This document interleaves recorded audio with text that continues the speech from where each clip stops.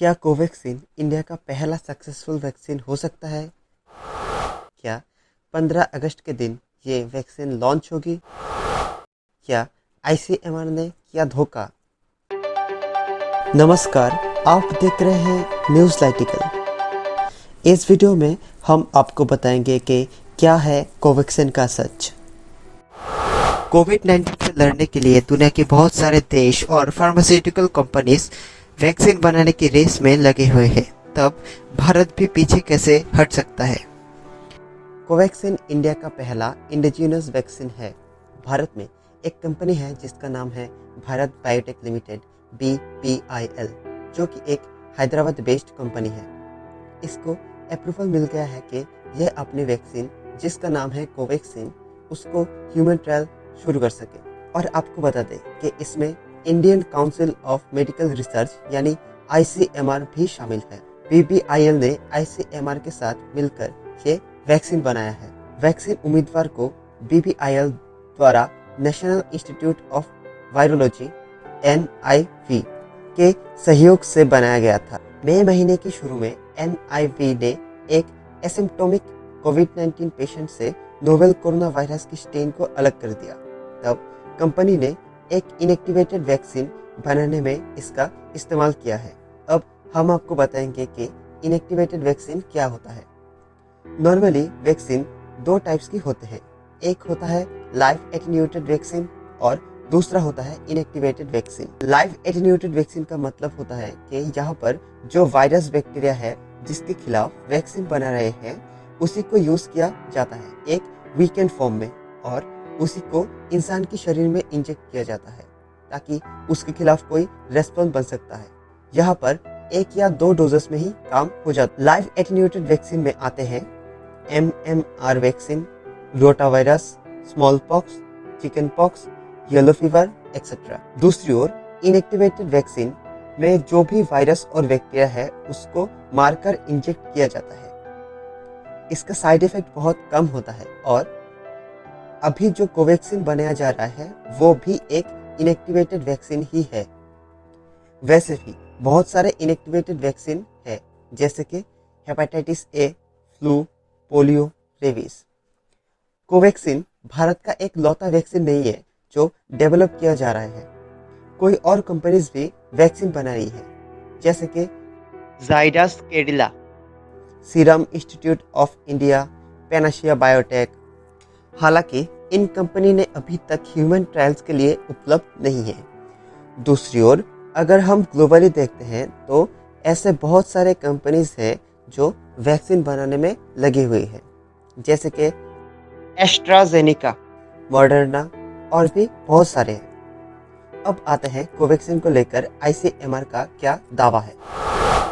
Corona virus की vaccine को लेकर जिस समय पूरी दुनिया में शोर मचा हुआ है कि कैसे वैक्सीन को बाजार में लाया जाए, उस समय ICMR ने क्या बताया?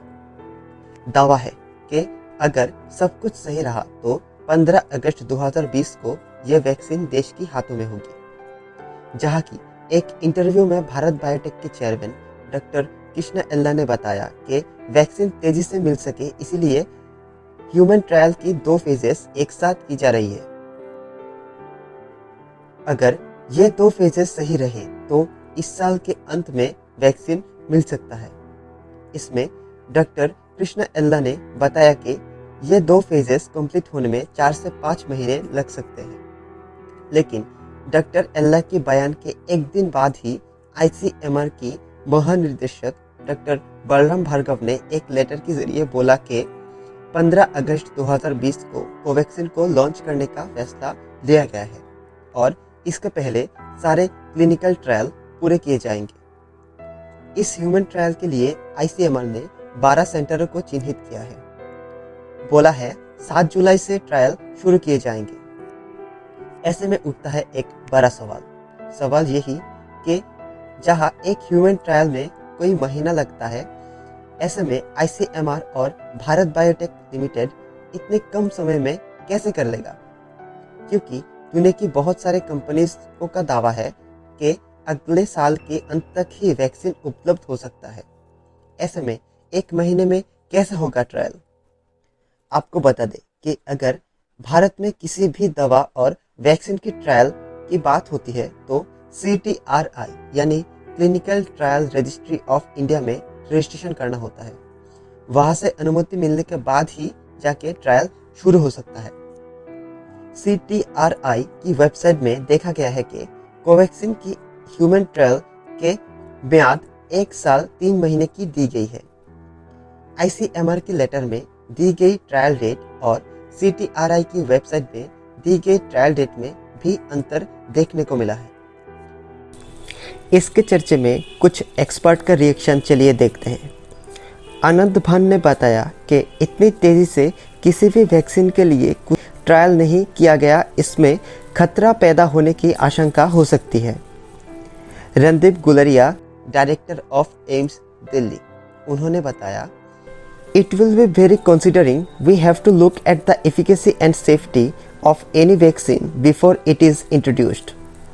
डॉक्टर शहीद जमील जो वायरोलॉजिस्ट हैं, उन्होंने बताया, The global scientific community will laugh at us who will trust us. बहुत लोगों का मानना है कि ऐसे वैक्सीन निकालने का क्या फ़ायदा जिसका अच्छे से टेस्टिंग ही नहीं किया गया हो। क्या केवल 45 दिनों में कोवैक्सीन ह्यूमन ट्रायल फेज़ 1 से बाज़ार में आ सकता है? अगर ये वैक्सीन सक्सेसफुली लॉन्च हो जाता है तो ये भारत के लिए बहुत ही गर्व की बात होगी। क्या ये संभव है? आप क्या कह रहा है, हमें कमेंट करके ज़रूर बताएं और कोरोना वायरस को लेकर अपडेटेड रहने के लिए जुड़े रहिए हमारे साथ और हमारे चैनल को लाइक, सब्सक्राइब और शेयर करना मत भूलिए। Thank you.